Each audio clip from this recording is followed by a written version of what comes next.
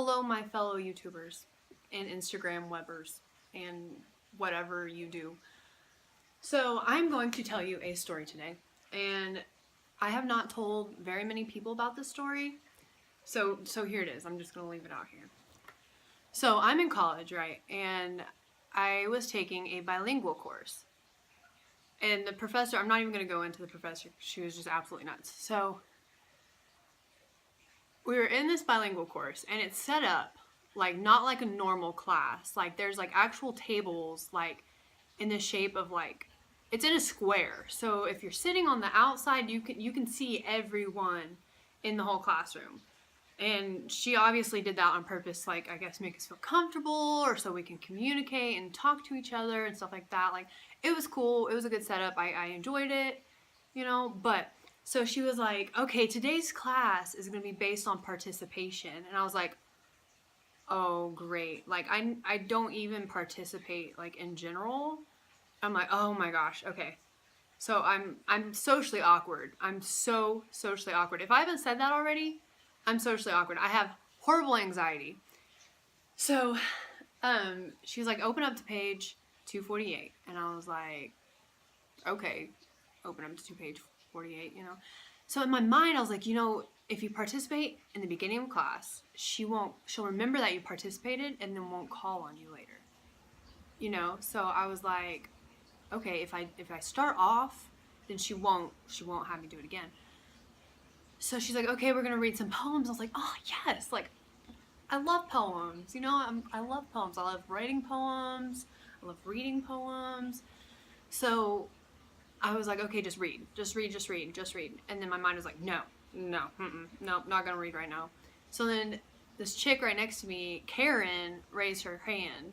And the teacher's like, oh yes, Karen. Obviously Karen's her favorite student. And they actually like work in the school system together. And she's a librarian, and she's a little older. She's a really nice lady. Love Karen.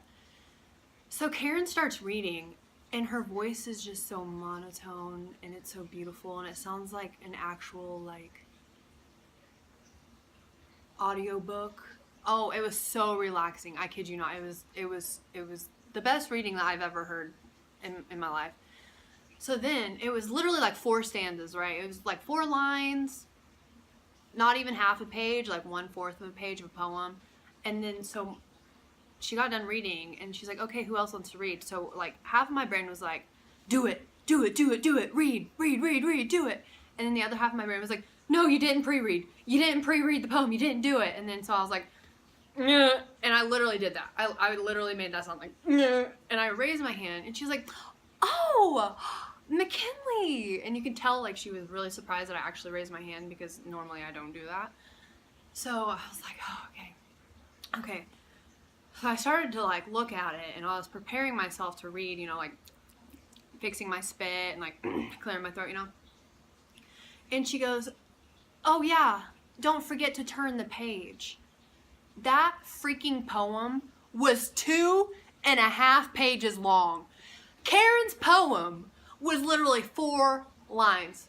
4 freaking lines, right? So I was like, oh, okay. So I was wearing this big gray sweatshirt, right? And I was sitting next to my friend Michelle. And so I like started reading, and I was like, it was supposed to be the magnetic, or no. Yeah, it was supposed to be the magnetic. And I said, the magnetic.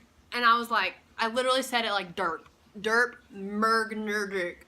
So like I could feel everybody's like eyes on me at the time. They're like, what did she just say? Like it's supposed to be the magnet, you know?